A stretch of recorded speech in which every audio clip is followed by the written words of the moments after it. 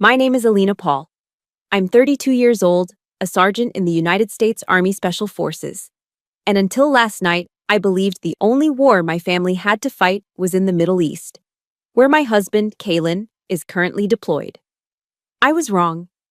I never imagined that a dinner at my in-laws' estate in Connecticut would end with my mother-in-law, Genevieve, slapping me so hard my head hit an oak-paneled wall, and my sister-in-law, Serafina, spitting on my service uniform while their brother Tristan laughed, filming the whole humiliating ordeal. They called me a piece of uniformed trash who had trapped their golden son. They thought they had me cornered, that no one would ever believe me. They made a fatal mistake. If you want to see the blood drain from their smug faces when that dining room door bursts open and their worst nightmare walks in, let me know where you're listening from. Hit like and follow, and get ready for a story about betrayal. And the kind of justice only a soldier can deliver. The evening began with a performance worthy of an Oscar. A deadly sweetness hung in the air of the Ashworth's cavernous dining room, thick and cloying like cheap perfume. The room itself was a monument to old money and quiet hostility, with ceilings so high they seemed to swallow sound, and portraits of stern-faced ancestors judging my every breath. Genevieve, my mother-in-law, played her part to perfection. She poured me a glass of expensive Chardonnay, the cold crystal sweating in my hand, her smile a carefully constructed mask that never quite reached the Arctic chill in her eyes. Every movement was deliberate, from the way her diamond bracelet caught the light to the precise, almost surgical way she sliced her filet mignon. "We just really want to understand your world, dear," she cooed, her voice smooth as silk but with the underlying tension of a tripwire. It was a classic interrogation technique disguised as familial concern. Across the acres of polished mahogany, retired General Sterling Ashworth nodded slowly, his posture as rigid as if he were still in uniform.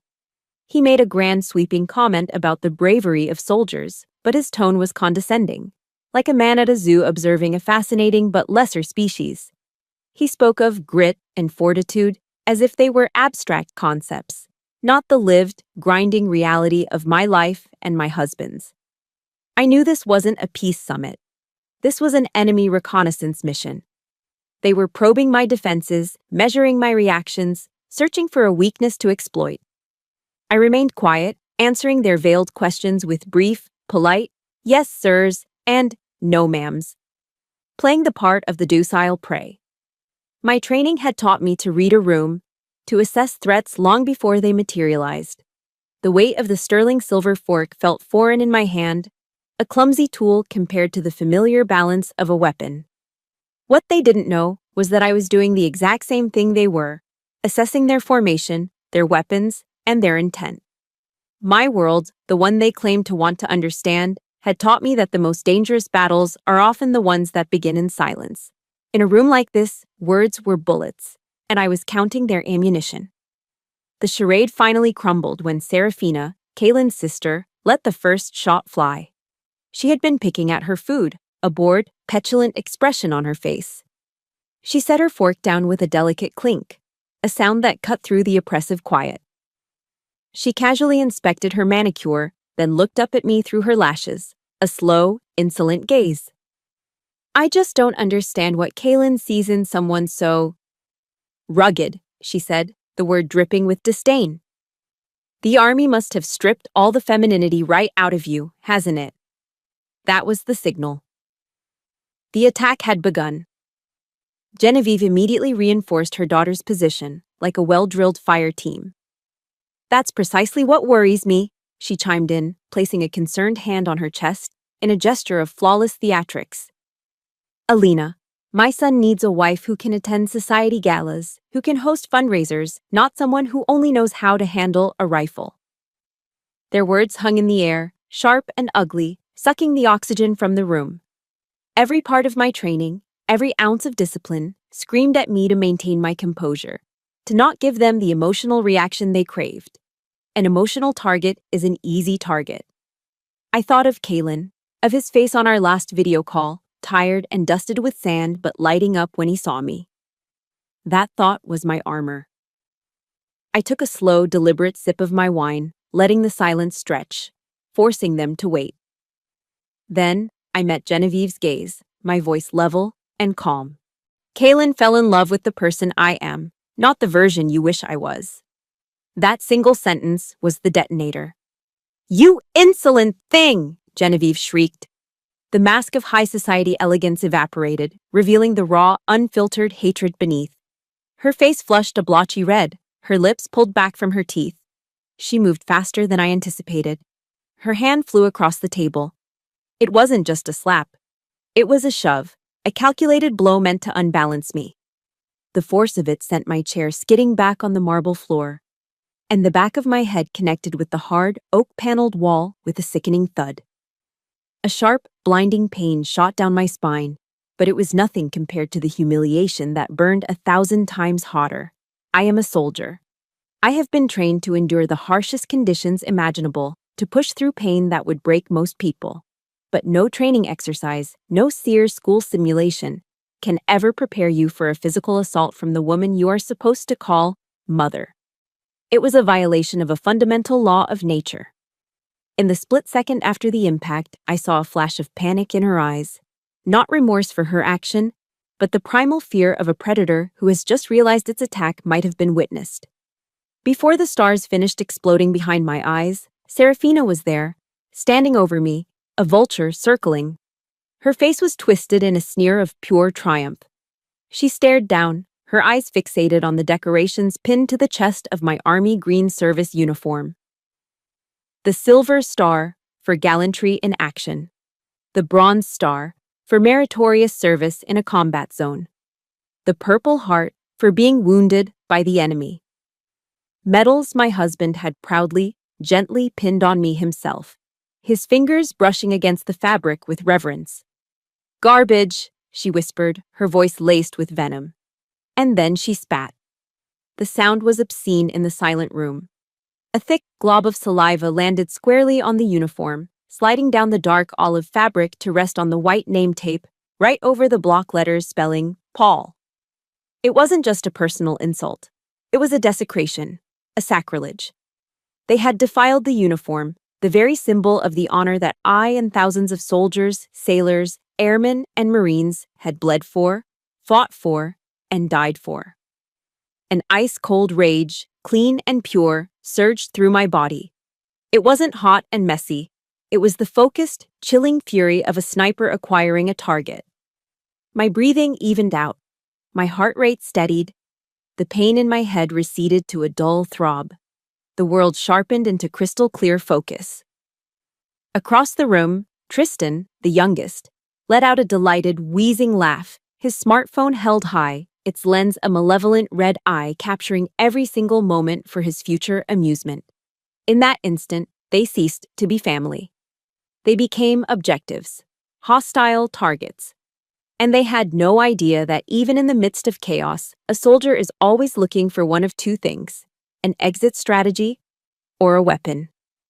The chaos in the dining room seemed to fade to a dull, distant roar. The throbbing at the back of my skull became a steady, rhythmic drumbeat, but the cold, clear rage held me steady. My eyes, however, were locked on the ugly, glistening stain on my uniform. It was a focal point, an anchor in the storm of the present. And as I stared at that violation, that deliberate mark of defilement on the name Paul, my mind broke away from the battlefield of the present and retreated into the archives of the past, searching for the origins of this war I hadn't known I was fighting. The memory that surfaced first was one of pure, undiluted pride. I was standing in my childhood bedroom in our small house in Ohio, the scent of my mom's long-gone pot roast still seeming to linger in the floral wallpaper. The room was the same, but I was different. I was looking at myself in the full-length mirror my dad had mounted on the back of the door, and I was seeing a stranger I had worked my entire life to become. It was the day I was issued my Army Greens for the first time. I remembered the sheer weight of the serge wool on my shoulders, the satisfying rasp of the fabric as I moved. It wasn't just clothing, it was a mantle. Every crisp crease, every gleaming brass button, every precisely placed insignia was a testament to an oath I had taken. An oath of service, of sacrifice, and of honor. My father, a retired steelworker with hands as gnarled and strong as old oak roots, stood in the doorway. He was a man of few words, his emotions forged and tempered in the blast furnaces that had defined his life. But when he saw me, his daughter, reflected in that mirror, his quiet composure shattered. His eyes, the same clear blue as my own, welled up with tears that traced clean paths through the faint smudges of grease that never quite washed away. His voice was thick with an emotion I had rarely heard from him. "You're wearing the whole country now, Alina," he'd said, his hand briefly touching the American flag patch on my sleeve as if it were a holy relic. "Don't you ever forget what that means." Now, that same uniform, a symbol of my father's tears and a nation's trust, was soiled by the casual hatred of people who had never known a single day of honest labor or a single second of sacrifice for anyone but themselves. The contrast was a physical blow, as real and as painful as the one Genevieve had just dealt me. That memory triggered another, colder one. The first time Kaylin took me to Greenwich. The Ashworth estate wasn't a home. It was a fortress of wealth, imposing and utterly devoid of warmth. Manicured lawns rolled out like a sterile green carpet, and the house itself seemed to look down on the world with aristocratic disdain. Inside, it was a museum of uncomfortable furniture and unspoken rules. Genevieve had looked me up and down, her eyes performing a clinical assessment, as if I were a strange insect she'd found crawling on her marble floors. Serafina, oozing condescension, had asked me with a saccharine smile if I knew which fork to use for the salad course. Her question was a thinly veiled insult, a way of marking me as an outsider. Later that night, in the sterile guest room that felt more like a luxury prison cell, Kaylin had apologized, his face etched with a mixture of love and frustration. "Just give them time, Allie," he'd pleaded, his voice full of a desperate hope that I now recognized as tragic. "They'll see how incredible you are, I promise." And I believed him. I, a soldier trained to identify threats and assess hostile environments, had willingly walked into the most obvious ambush of my life. I was naive. I thought my patience, my sincerity, my unwavering love for their son could somehow erode the mountain of their prejudice. I foolishly believed our love was a powerful enough force to conquer anything. I had mistaken his love for a shield, when, in their eyes, it was the very thing that made me the target. The memories kept coming, each one another piece of the map of injustice, our wedding day. It wasn't in a grand Greenwich church with 1,000 guests. It was on a humid April afternoon in a stuffy, impersonal courtroom in Fayetteville, North Carolina. The air smelled of old paper and cheap disinfectant. Our only guests were our two best friends, a fellow sergeant and his wife, who stood as our witnesses. There was no flowing white gown, no towering cake, no string quartet. There was just Kaylin and me, both in our dress uniforms, standing before a justice of the peace. We made our vows, promising to be each other's battle buddy, in good times and in bad, for the rest of our lives. It was the most honest and real moment of my life. The Ashworths refused to come. They sent a courier with an expensive cream-colored card that felt cold to the touch. The message inside was even colder. "We wish you the best with your choice." Not our son's choice. Your choice. As if Kaylin had been a passive victim of my scheming. I saw the flicker of deep hurt in Kaylin's eyes before he masked it with a smile for my sake.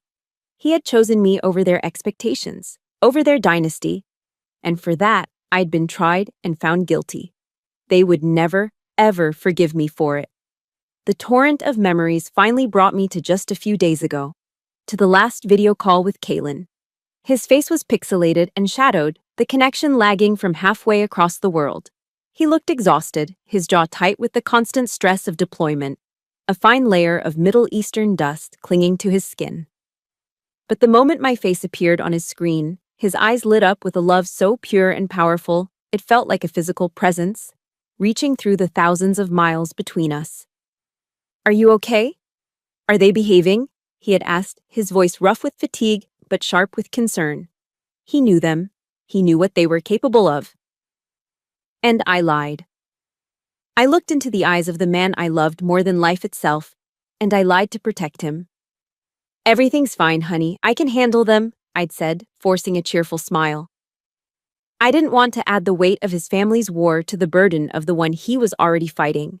I, a Special Forces sergeant, a soldier trained for unconventional warfare, thought I could handle this domestic front on my own. I had catastrophically underestimated the enemy. They didn't fight with rifles or explosives. Their weapon of choice was cruelty, a quiet and patient poison, and it was a weapon that could penetrate any armor. In the quiet aftermath of that night, the cold rage that had crystallized inside me didn't dissipate. It settled deep into my bones, becoming a silent, watchful companion. The map of past injustices was now laid bare, and with that clarity came a quiet, resolute acceptance of my reality. I was on my own. The life I had with Kaylin was a world away from the one the Ashworths inhabited, and in his absence, I was a lone operator on a hostile front. The memories of their systemic cruelty became the foundation for a new kind of training regimen, one designed not for a foreign battlefield, but for survival in the Cold War they had been waging against me for years. The first test of that survival came with the holidays. I remember our first Christmas season as a married couple with a particular, chilling clarity. Kaylin was on his second tour in Afghanistan. The Ashworths, I learned through a glossy society magazine someone had left at the base library, were hosting a lavish week-long holiday party at their ski chalet in Aspen. The accompanying photos showed them clinking champagne glasses, draped in cashmere, surrounded by dozens of smiling, wealthy friends. There was no photo of Kaylin, no mention of the son and brother serving his country overseas, and there was certainly no invitation for his wife. I spent Christmas Eve alone in our small 2-bedroom apartment just off Post in Fayetteville. The air was thick with the silence of 100 other families missing someone. I ate a sad, single-serving frozen turkey dinner, the kind that comes in a black plastic tray, and watched Jimmy Stewart find his will to live again in It's a Wonderful Life. The irony was almost too much to bear. When Kaylin's call finally came through, the connection crackling over a satellite phone, I pasted a bright, cheerful smile on my face. "We're having a great time," I lied, the words tasting like ash. "My friend Sarah has her whole family in town. Her mom made a huge honey-baked ham." I painted a vivid picture of a warm, bustling home I wasn't in because I couldn't bear to spoil his one moment of peace with the truth, that his family had made me invisible, that the loneliness I felt in that quiet apartment was colder and deeper than any December snow blanketing the mountains of Connecticut. Their campaign of isolation wasn't just social, it was strategic. A few months later, my old Jeep Wrangler, a vehicle that had seen more mud than pavement, finally gave up. The transmission was shot. The quote from the mechanic was a staggering number, far more than I had in my savings. Somehow, Genevieve found out. She called me, her voice dripping with a synthetic sweetness that set my teeth on edge. "Alina, darling, I heard about your car trouble," she purred. "Don't you worry your pretty little head. I'll wire you the money. Just consider it a little gift from me to you." I held the phone, my knuckles white. I knew what it was. It wasn't a gift, it was a leash. It was a chain she could use to pull me, to control me, to make me indebted to her. She wanted me to need her because needing her meant she owned a piece of me. "Thank you for the offer, Genevieve," I said, my voice polite but firm. "But I have it handled." I hung up before she could protest. That month, I picked up weekend shifts at a local dive bar just outside the base, the kind of place with sticky floors and the lingering smell of stale beer.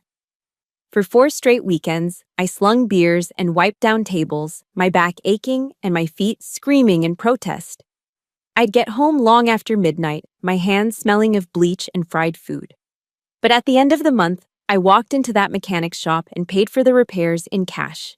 My hands were raw and calloused, but my self-respect was intact. It was a small victory, but it was mine. In the midst of those long, cold months of quiet endurance, a package arrived.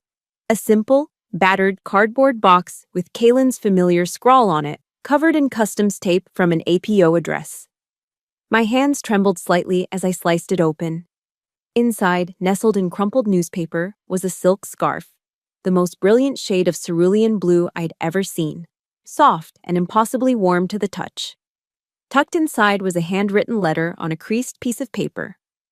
Bought this in a market near the base, he wrote. The old man who sold it to me said this blue is the color of hope. I'm sending all of my hope to you, Ali. Stay warm. I wrapped the scarf around my neck, burying my face in the soft fabric. It smelled faintly of him, of dust and salt, and something uniquely Kaylin. And I stood there, in the middle of my quiet kitchen, and I cried. It was the first time I had cried since he'd deployed. They weren't tears of self-pity or loneliness. They were tears of overwhelming gratitude. I was crying because I was loved, fiercely, unconditionally. His love was my fortress, the one stronghold they could never breach. Instead of letting their isolation break me, I turned it into a crucible. I began to treat my life not as a waiting period, but as a training ground. Every morning before the sun rose, I would run 10 miles. The cold North Carolina air burning my lungs, pushing my body to its absolute limit so my mind had no room for despair. I spent hours at the shooting range, the precise, methodical focus on the target clearing my head of the toxic noise of the Ashworths. The sharp crack of the rifle, the recoil against my shoulder.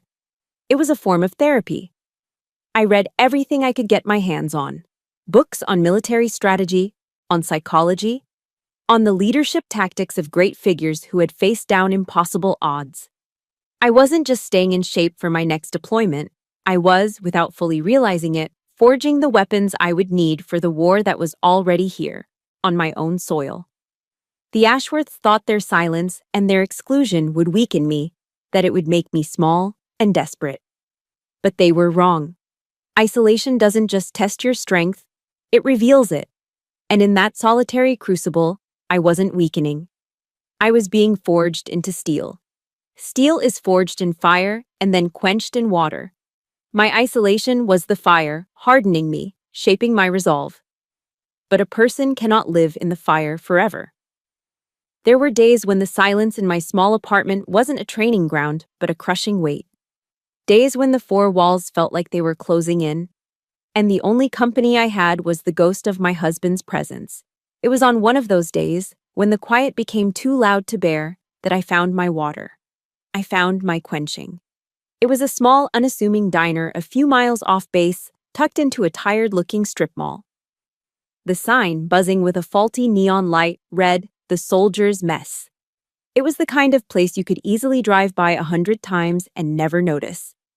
But that day, I pulled my Jeep into the parking lot, needing nothing more than to be surrounded by the anonymous chatter of strangers. The moment I stepped inside, the warm, comforting smell of garlic, coffee, and frying bacon wrapped around me like a blanket. The place was run by a woman who seemed to be a permanent fixture behind the counter. She was in her 60s, with a cloud of dark hair fighting its way out of a bun, and hands perpetually dusted with flour. Her name was Maria. Her smile was as warm and genuine as the steam rising from the coffee pots, and it reached all the way to her kind, knowing eyes. She didn't know me from anyone, but the first time I walked in, wearing my fatigues, she took one look at my face and seemed to understand everything. She simply wiped her hands on her apron, pointed to a worn-out booth in the corner, and said in a voice that was both gravelly and melodic, "You look tired, honey. Sit. I'll make you some lasagna." I didn't have the energy to argue. I just slid into the booth and sat there in silence as she brought me a heaping plate of the best lasagna I had ever tasted, rich with cheese and a sauce that tasted like it had been simmering for generations. I ate slowly, and for the first time in months, I felt something other than loneliness or anger. For the first time, I felt like I was home. That diner became my safe house, my forward operating base in the war of attrition against my own solitude. Maria never once asked me about my in-laws. She never pried into my life or Kaylin's deployment. But she knew. A woman whose own husband, a command sergeant major, had been killed by a roadside bomb in Iraq. She had a sixth sense for the invisible wounds soldiers and their families carry. Sometimes I'd just sit at the counter, nursing a cup of black coffee, and she'd work in comfortable silence, only pausing to place a plate with a warm cannoli in front of me. Sometimes, she said to me one afternoon, her back to me as she kneaded a mountain of dough, "The toughest fight isn't over there. It's right here." She tapped her chest with a floured hand. "But you're a fighter, Bambina. I can see it in your eyes. That simple validation, that quiet acknowledgement from a near stranger, meant more to me than any hollow compliment General Sterling had ever uttered. She didn't see the gold-digging trash that Genevieve saw. She didn't see a socially inept soldier. She saw a warrior. She saw me. My second ally appeared in the one place I went to exercise my demons, the base gym. He was a retired master sergeant named Frank, a mountain of a man who had lost his left leg below the knee to an IED in Afghanistan. He moved with a slight, rhythmic gait on his high-tech prosthetic, and he became my unofficial and very reluctant training partner. Frank never offered me a shred of pity. Pity was a weakness he had no time for. Instead, he offered me a challenge. He'd see me on the bench press and bark, "That's all you got, Paul. The enemy ain't gonna wait for you to take a water break." He pushed me, insulted me, and competed with me. We'd share war stories between sets, the funny ones, the stupid ones, and sometimes the ones that still hurt. We communicated in the rough, unfiltered language of soldiers, a bond forged in shared sacrifice and gallows humor. Maria and Frank, the Italian-American Gold Star wife who fed my soul, and the gruff disabled veteran who sharpened my spirit. They became my family. Not a family of bloodlines and bank accounts, but one built on a foundation of mutual respect and shared scars. They were the family I chose, the family that chose me. One evening, after a particularly grueling session, Frank tossed a book into my lap. "The wife is making me read this stuff. You should probably read it too," he grumbled, trying to sound annoyed, but I saw the flicker of concern in his eyes. The book was Daring Greatly by Brené Brown. That night, I didn't sleep. I read. I devoured every word. I saw myself on every page, the stoicism, the refusal to show weakness, the armor I had so carefully constructed around my heart. I realized that my silence, my determination to handle everything on my own, wasn't just strength. It was also a form of fear. Fear of being a burden. Fear of being seen as weak. Brené Brown wrote, "Vulnerability is not winning or losing. It's having the courage to show up and be seen when we have no control over the outcome." The words hit me like a physical force. They gave me permission to feel something other than rage or resolve. They gave me permission to be human. It makes me think about all the Mariahs and Franks out there in the world. The people who step in and become the family we need, right when we need them the most. If you have someone like that in your life, someone who saw you when you felt invisible, I want you to hit that like button right now in their honor. And in the comments below, just write the name of your chosen family member. Let's fill this space with their names.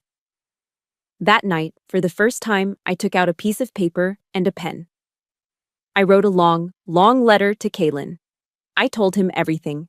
The Christmas in Aspen, the broken-down Jeep, the constant subtle cruelties. I wrote until my hand cramped and the paper was stained with tears I didn't even know I had left to cry. I folded the letter, sealed it in an envelope, but I didn't send it. I didn't need to. The act of writing it, of finally allowing myself to be vulnerable on the page, had already set me free. It was my own declaration of courage, my first step in daring greatly. The fragile peace I had built in my small corner of North Carolina, the warmth found at Maria's counter, and the strength forged in the gym with Frank, was shattered by the shrill, unwelcome ring of my phone. I saw the name flash on the screen, Genevieve Ashworth, and a cold dread washed over me. For a foolish, fleeting second, a tiny, naive part of me wondered if this was it. The apology.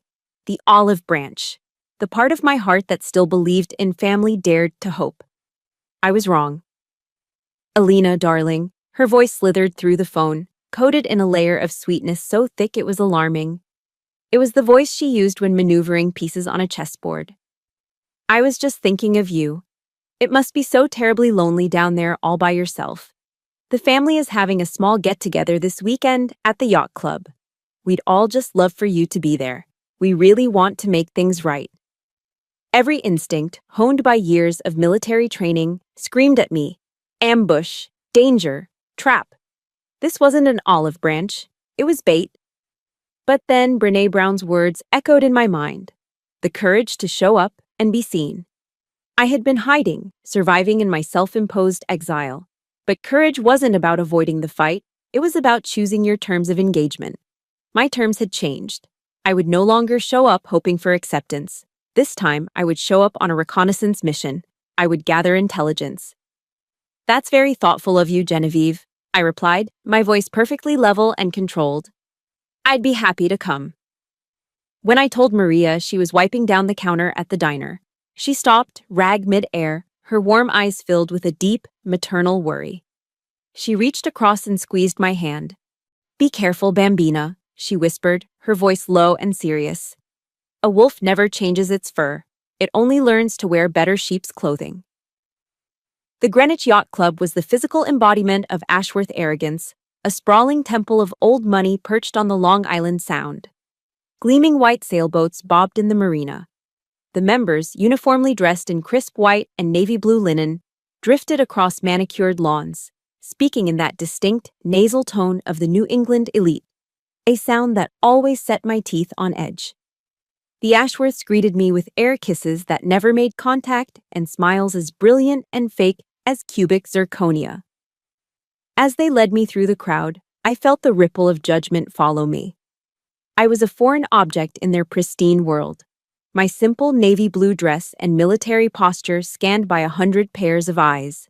The whispers were a persistent swarm. Is that Kaylin's soldier wife? She looks so out of place. Genevieve must be mortified. This wasn't a family gathering. It was a public tribunal, a carefully orchestrated parade of shame designed to reinforce my status as an outsider. But I wasn't the same woman who had first walked into their home. I held my head high, met their condescending stares with a cool neutrality, and moved with the quiet confidence of someone who had faced far worse than a few judgmental socialites. After an hour of this suffocating performance, General Sterling guided me to a secluded corner of the veranda. He offered me a glass of scotch, which I politely declined. Alina, he began, his voice a low, conspiratorial rumble, his man-to-man tone. Genevieve and I have been talking. We think it's time for Kaylin to consider his future. There's a senior executive position waiting for him at Ashworth Holdings. A real career, not this adventurism. He swirled the amber liquid in his glass. And, of course, as his wife, you would be well taken care of. A permanent seat on the board of the Ashworth Family Trust. He said it so casually, as if my husband's entire life and career were just another asset to be managed. We're prepared to let bygones be bygones, he continued, his eyes glinting with the cold certainty of a man who believed everything had a price. If you can be sensible and persuade Kaylin to make the right decision for the family. There it was, the poison pill wrapped in gold foil. It wasn't an offer, it was a bribe. A blatant, insulting attempt to use their fortune to strip my husband of the one thing he valued more than anything: his service, his honor, his identity as a soldier. They wanted to buy him, and they thought I was the broker. A cold, clean anger rose in my chest. My husband's honor is not for sale, General, I said, my voice quiet but as hard as steel. The mask of affability dropped from his face, replaced by a flash of raw fury. His jaw tightened. Just as he was about to speak, Tristan materialized at his side, all smarmy smiles. He held up his smartphone, angling it like a selfie, but his thumb was hovering over the record button. I saw the small red light flash. Wow, that's so ungrateful, Alina, Tristan said, his voice just loud enough for the nearby cluster of Sterling's friends to hear. My family is extending an olive branch, and you just slap it away. In that instant, the entire operation became crystal clear. The sweet phone call, the public gathering, the poisonous offer. It was a coordinated attack. They were baiting me into an emotional outburst that Tristan could capture on video, to be edited and twisted into a narrative of the unstable, aggressive, working-class shrew who couldn't appreciate their generosity. I looked from Tristan's smug face to Sterling's simmering rage. I didn't raise my voice. I didn't give them the satisfaction. I simply held their gaze. I see, I said, my voice calm and analytical. This is a psychological operation, a very amateur one. I turned my back on them, on their stunned, furious faces, and walked away. I left them standing on the veranda, their plan in ruins, their bait untaken. The battle was far from over, but I had just won a decisive skirmish, and I knew, with absolute certainty, that their failure would only make them more desperate. After the fiasco at the yacht club, a quiet, determined fire began to burn inside me. I channeled that energy, that cold fury, into something meaningful. For months, Maria, Frank, and I had poured every spare moment of our lives into organizing a small charity auction. Our mission was simple but sacred: to raise funds for the Gold Star Families Organization, a nonprofit that provides support for the families of service members who have died in the line of duty. This event was more than just a project for me. It was personal. It was a tribute. We were dedicating the auction to the memory of Sergeant David "Davy" Jones, Kaylin's best friend, his brother-in-arms, who had been killed in action 2 years ago. Davy had been the best man at our courthouse wedding. He was the one who promised me he'd always have Kaylin's back. He kept that promise until his very last breath. For me, this event was hallowed ground. It was a small pocket of the world where honor and sacrifice were the only currencies that mattered. The back room of Maria's diner became our headquarters. It was filled with donated items, a signed football from the local high school coach, a handmade quilt from a group of Army wives, a gift certificate for a weekend of fishing from a retired Marine. It was a collection of heartfelt offerings, a testament to a community's respect for its fallen. This wasn't about glamour or prestige. It was about remembrance. It was about taking care of our own. Then, 2 days before the event, the serpent slithered back into my sanctuary. An email appeared in my inbox. The sender was Genevieve's personal assistant. The subject line read, "A generous partnership." My heart sank before I even opened it. The email was sickeningly cheerful and written in cold, corporate language. "Mrs. Ashworth is thrilled to announce her intention to become the primary sponsor for your lovely event," it began. She has already arranged for the Ashworth Holdings corporate logo to be prominently displayed on the main stage banner and in all event materials. A public relations team will also be on site to document the family's generous contribution for media distribution. I had to read it 3 times. My vision blurred. The words swam on the screen, but their meaning was brutally clear. They weren't offering to help. They were staging a hostile takeover. They wanted to plaster their tainted corporate logo over Davy's memory. They intended to use the profound grief of military families as a backdrop for a PR stunt, a cheap photo op to whitewash their public image. They were trying to buy their way into a world of honor they could never understand, and in doing so, they were desecrating it. They wanted to spit on something else I held sacred. That was it. The last line had been crossed. The carefully constructed dam of my restraint, which had held back years of slights, insults, and cruelty, finally broke. I didn't call. I didn't text. I got in my Jeep and drove. The 2-hour drive to Greenwich was a blur. I didn't hear the music on the radio. I didn't see the fall foliage of the Connecticut countryside. All I saw was red. A cold, focused, tactical rage settled over me. This was no longer a family dispute. This was a desecration. And they had just declared war on the memory of my friends. I didn't bother knocking. I pushed the heavy oak door to the Ashworth mansion open and walked straight in. The family was assembled in the cavernous living room, sipping afternoon cocktails, laughing at some vapid joke. They looked up, their smiles freezing on their faces as they saw me. I must have looked like the angel of death. "Get out of my event," I said. My voice was low, devoid of all emotion. It was as cold and sharp as a shard of ice. Genevieve was the first to recover. She let out a condescending little laugh, a tinkling sound that grated on my nerves. "Don't be so naive, Alina. We're helping you. The Ashworth name brings prestige. It will help you raise far more money than you ever could on your own." "I don't want your dirty money," I snarled, the sound ripping from my throat. "This isn't a business transaction. This is about honor." Serafina, lounging on a silk chaise, scoffed. She looked me up and down with pure contempt. "Honor?" she sneered. "What would the daughter of a steelworker know about honor?" And that was the final word. the one that ignited the gasoline. Every ounce of control, every bit of the disciplined soldier I'd trained myself to be, vanished. All that was left was raw, unfiltered fury. Honor! The word exploded from my lungs, a roar that silenced the room, making the crystal on the bar tremble. I took a step forward, my eyes locked on Genevieve. You want me to tell you about honor? I'll tell you about honor. Honor is Sergeant Davy Jones using his own body to shield my husband from gunfire and taking the bullet that was meant for him. Honor is my father working 3 shifts in a steel mill with blistered hands so that I could have a chance to go to college. Honor is the flag they drape over a coffin and the tears of a mother who will never see her son again. Honor is everything you will never be, and it is the one thing your money can never, ever buy. My voice was shaking, but not from weakness. It was shaking with the force of every injustice, every insult, every moment of condescension I had ever endured from them.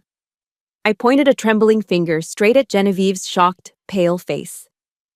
You have made a fatal mistake, I said, my voice dropping back to a lethal whisper. You have stepped onto my battlefield, and I swear to you, from this moment on, my silence is over. The war has begun. I turned on my heel, my back straight, leaving them frozen in a stunned tableau of their own making. As I walked out that door, I knew what I had to do. I wasn't just going to protect myself anymore. I was going to dismantle them. There are some things in life that are sacred. Family, love, and for many of us, the honor of those who serve and sacrifice. They crossed a line that should never have been crossed. If you believe in defending that kind of honor, hit the like button for every soldier like Davy Jones. And in the comments, I just want you to write one single word that the Ashworths will never understand. Honor. I knew they had underestimated me before, but now they had no idea of the enemy they had just created. The drive back to Fayetteville from Greenwich was a silent, 2-hour blur of highway lights and simmering focus. The explosive rage that had erupted in the Ashworths' living room had cooled, crystallizing into something far more dangerous. Cold, clear, tactical certainty. My emotions had been a liability. Now they were fuel. The war had been declared. So what was my first move? In every military operation, the first step is to secure your base and assemble your assets. My apartment, paid for by a trust controlled by the Ashworths, was compromised territory. So I didn't go home. I went to the one place I knew was safe. I walked into Maria's diner just before she closed up for the night. Frank was sitting at the counter, nursing a cup of black coffee. They both looked up as I entered, and the question was in their eyes. They didn't need to ask. They saw it on my face. I need a secure operating base, I said, my voice flat, professional. It was the same tone I would use to brief a mission. And I need my team. Maria didn't hesitate. She simply nodded, untied her flour-dusted apron, and hung it on a hook. The diner is yours, she said. Whatever you need. Frank pushed his coffee cup aside and gave me a grim, determined look. Just give us our orders, Sergeant. With my command center established, it was time to call in my specialists. I didn't call a lawyer first. That was a conventional weapon for a conventional fight. This was something else. I pulled out my phone and made the most important call of the night. It rang twice before a familiar, slightly nerdy voice answered. Talk to me, he said. Hey, wizard, I replied, a small smile touching my lips for the first time that day. It's Ali. I need you to do some of your magic for me. Wizard, Sergeant Marcus Thorne, was a legend in the signal intelligence community. We had served together on a deployment years ago. He was the guy who could pull a ghost out of a machine. I gave him a brief, unembellished summary of the situation. He didn't ask for details. He didn't question my motives. The only thing he asked was, "Are you safe?" "I am," I confirmed. "Good. Send me the IP address for their main network. Consider it done, Ali." He hung up. That was the beauty of the Brotherhood of Soldiers. Loyalty is the default setting. It doesn't need to be earned twice. A few hours later, as the three of us sat in the small, cluttered back office of the diner, surrounded by boxes of pasta and canned tomatoes, my laptop pinged. an encrypted link from Wizard. I clicked it, entered the password he'd sent, and began the download. It was a massive file, terabytes of data. "What is it?" Maria asked, peering over my shoulder.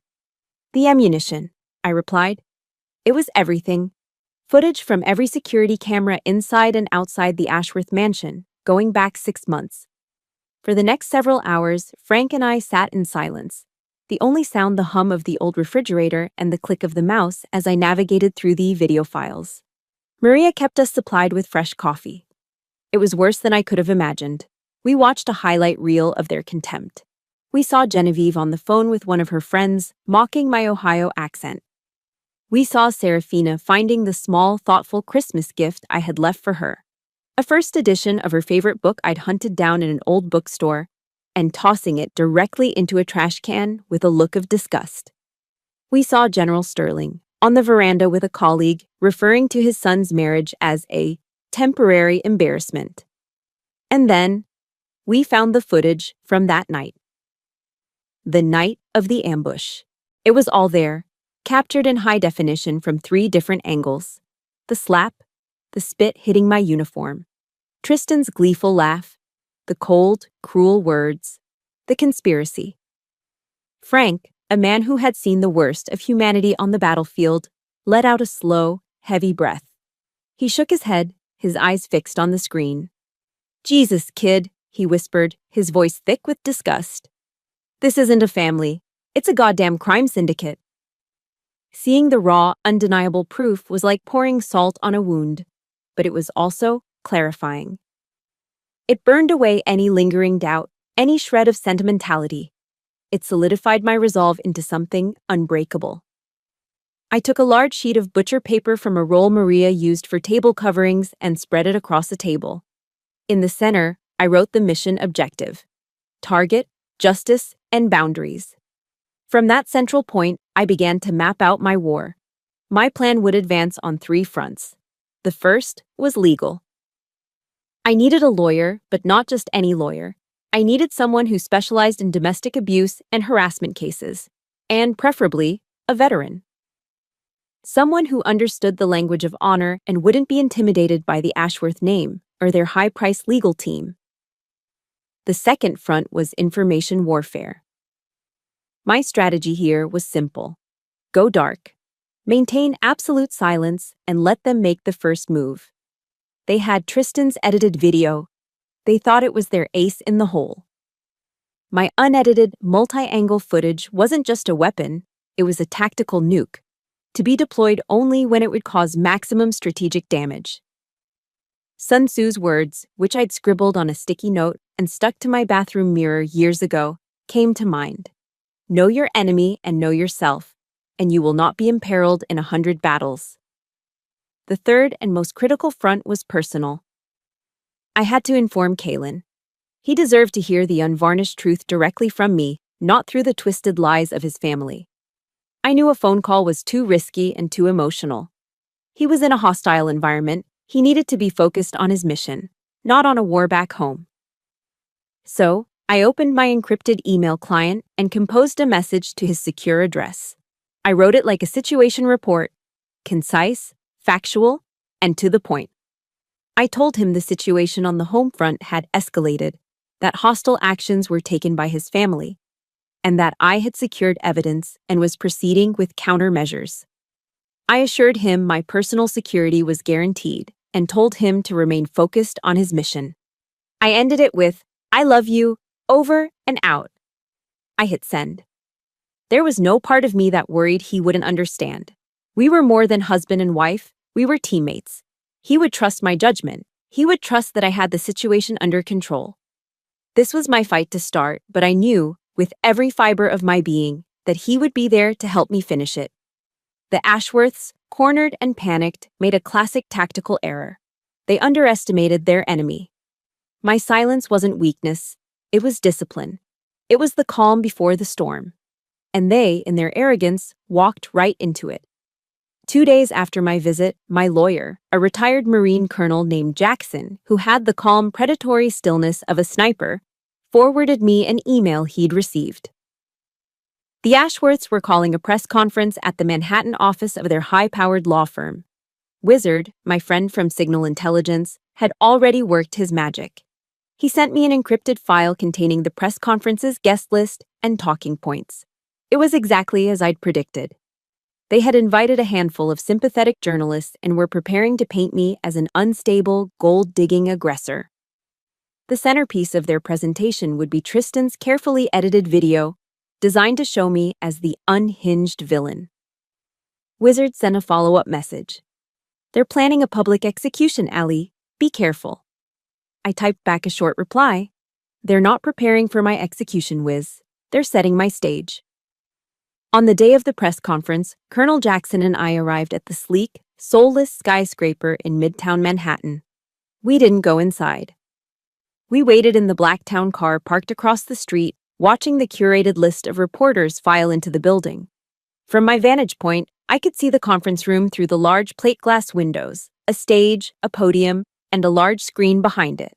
My battlefield. "Are you ready for this, Sergeant?" Jackson asked, his voice a low rumble. He hadn't flinched once when I showed him the unedited videos. He'd simply nodded and said, "Good. Now we have them." "Yes, sir," I said, my heart beating a steady, rhythmic drum against my ribs. "The operation is a go." We watched as the Ashworth clan took their places. Genevieve, dressed in morning black Chanel, dabbed at her dry eyes with a silk handkerchief. General Sterling stood stiffly beside her, the very picture of a patriarch wronged. Tristan and Serafina hovered behind them, their faces arranged into masks of somber concern. It was a masterful performance. Genevieve stepped up to the podium. Her voice, trembling with practiced sorrow, filled the room. "It is with the heaviest of hearts that we are forced to address these unfortunate family matters publicly," she began, her voice catching.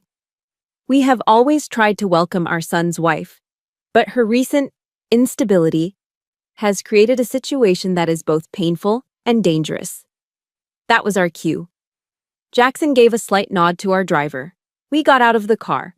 We didn't rush. We walked with deliberate purpose across the street and into the lobby. As we rode the elevator up, I could feel the adrenaline coursing through me. Not the hot, messy adrenaline of a firefight, but the cold, clean surge of a plan perfectly executed.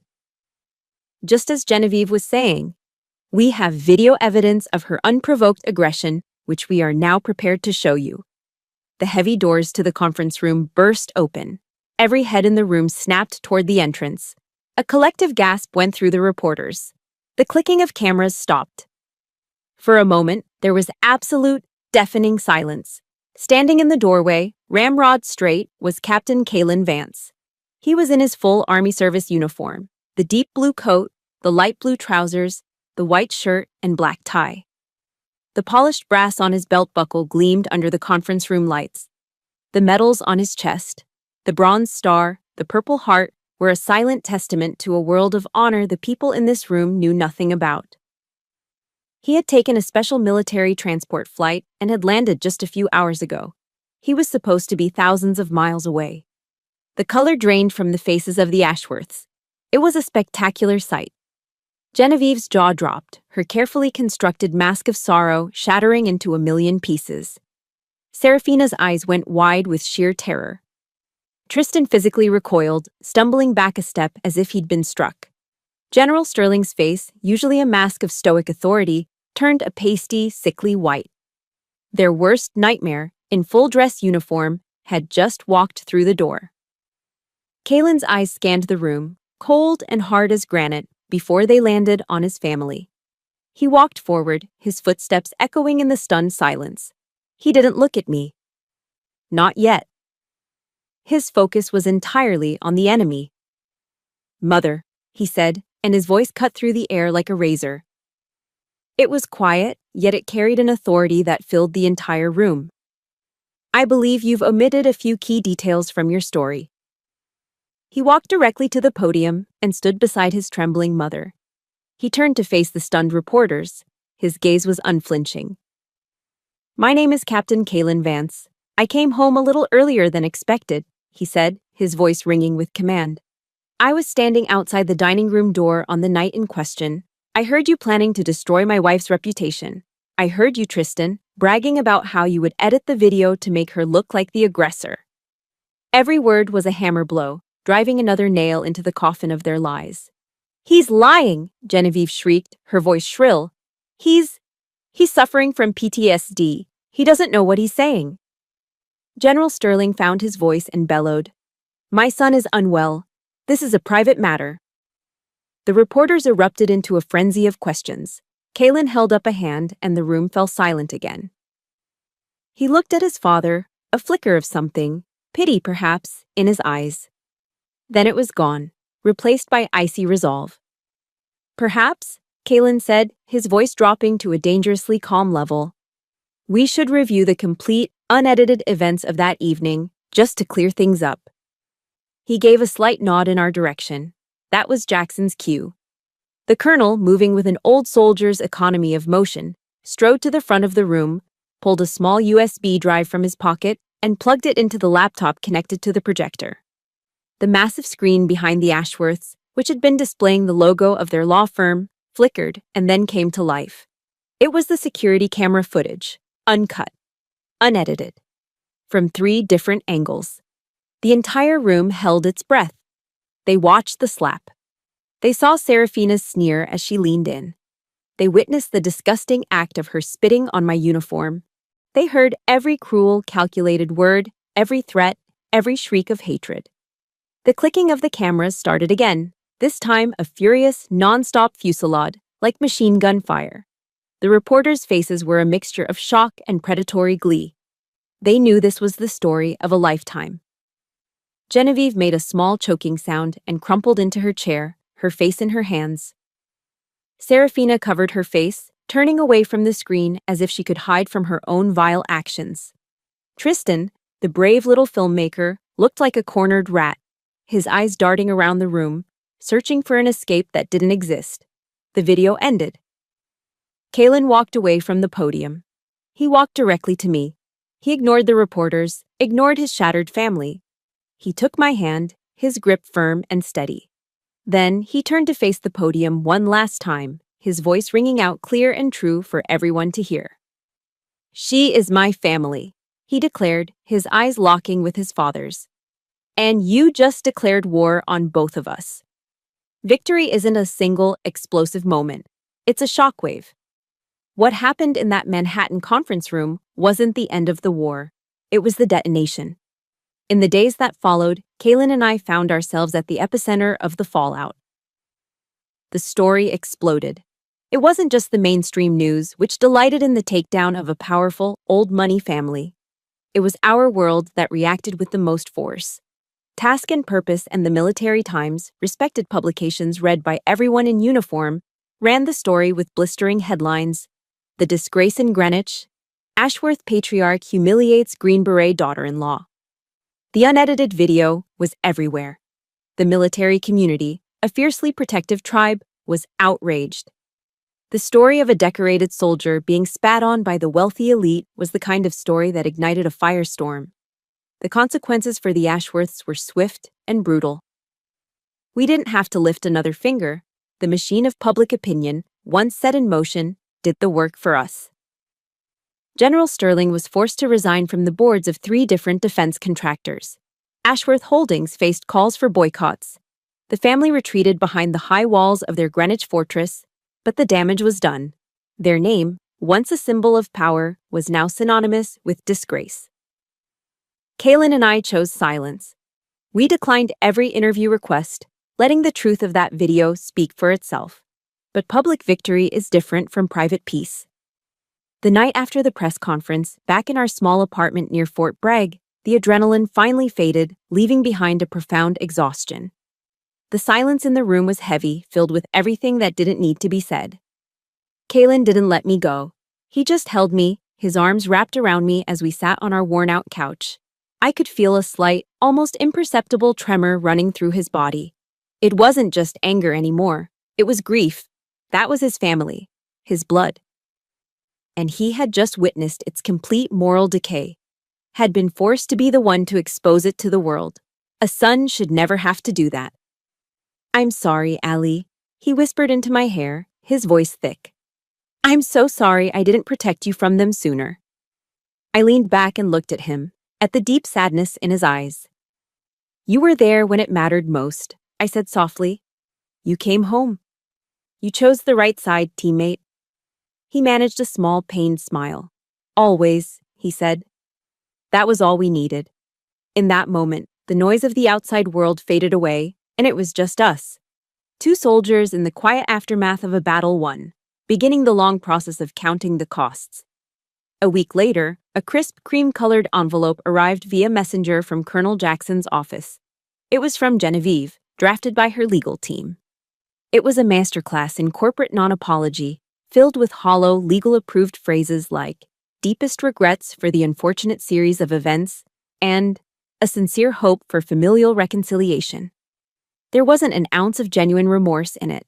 It was the letter of a CEO addressing a PR crisis, not a mother speaking to her son and his wife. That evening, Kaylin and I took the letter out to the small, patchy backyard of our apartment building. We stood by the rusty communal grill, the last rays of the North Carolina sun painting the sky in shades of orange and purple. We read it one last time, the empty words feeling like ash in our mouths even before they were burned. Kaylin took out his Zippo lighter, the same one he'd carried on 3 deployments. With a flick of his thumb, a small, steady flame appeared. He held it to the corner of the expensive paper.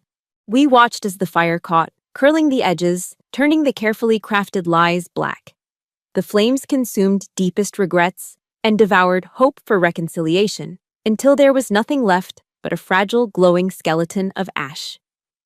"There's no going back," Kaylin said, his voice quiet but resolute. The last of the embers floated up into the twilight and disappeared. "We build our own family, Ali, starting now." He was right. The final step was to make that separation official, to turn our emotional boundary into a legal fortress. Colonel Jackson drafted the settlement agreement. The terms were non-negotiable.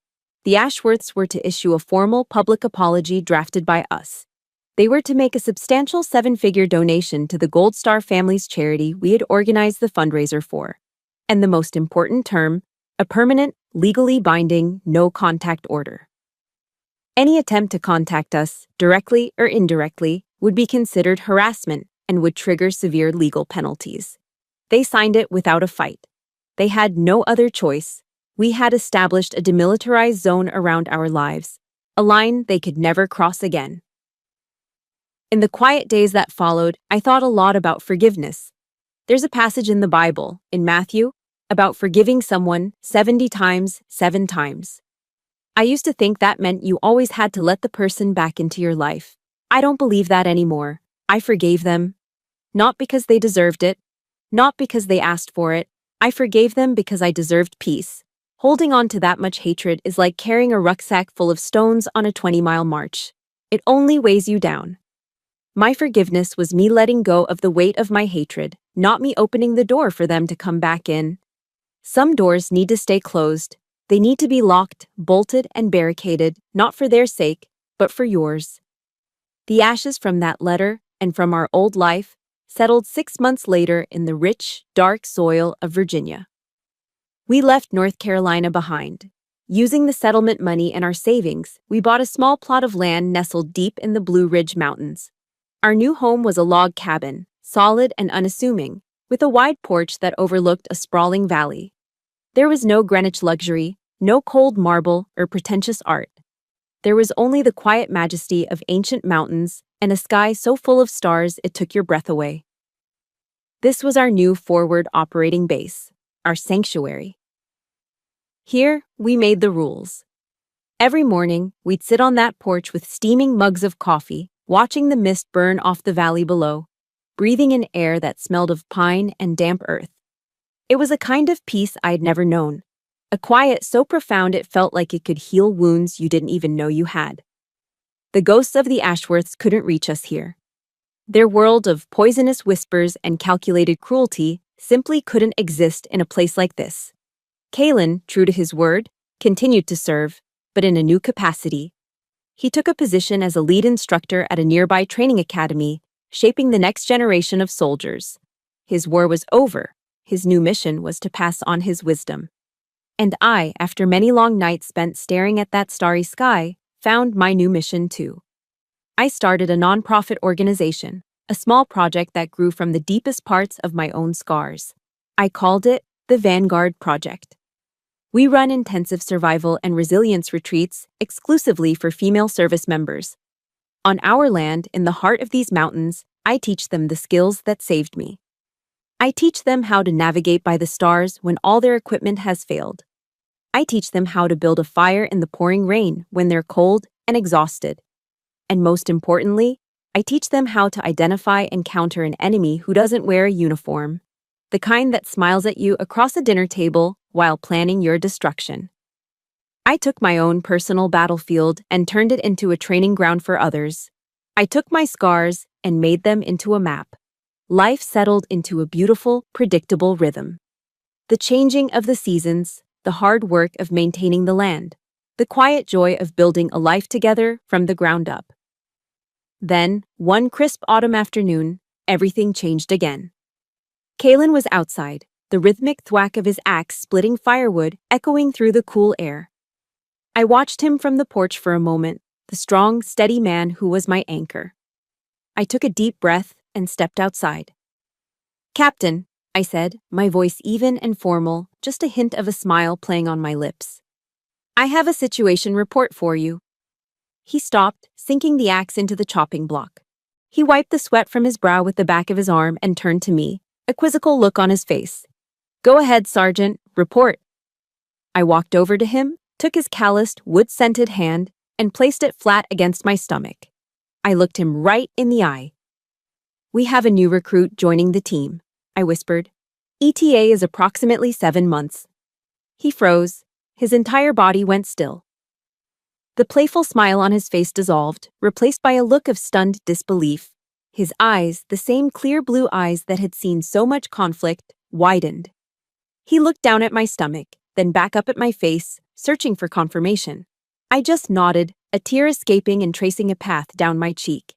And then, Captain Kalen Vance, the hardened Green Beret who had faced down enemies in the mountains of Afghanistan, did something I had never seen him do before. He dropped to his knees in the dirt and the wood chips. He gently pressed his ear against my stomach, his big shoulders starting to shake. He began to cry, not quiet, dignified tears, but deep, racking sobs of pure, unadulterated joy. Sobs of healing. Sobs for a future we had fought so hard to claim for ourselves. Later that evening, as we sat on the porch watching a fiery sunset bleed across the mountain peaks, I leaned my head on his shoulder. We knew what our next mission was. We would raise this child under a new set of rules. The Vance Protocol. Rule number 1. Loyalty is paramount. You stand by your team, always. Rule number 2. Honor isn't something you have, it's something you do. It's in your actions, not your name. Rule number 3. Family are the people who fight alongside you, not just the ones who share your blood. The war with the Ashworths was brutal. It cost us dearly. But in the end, it gave us the most precious gift of all: freedom.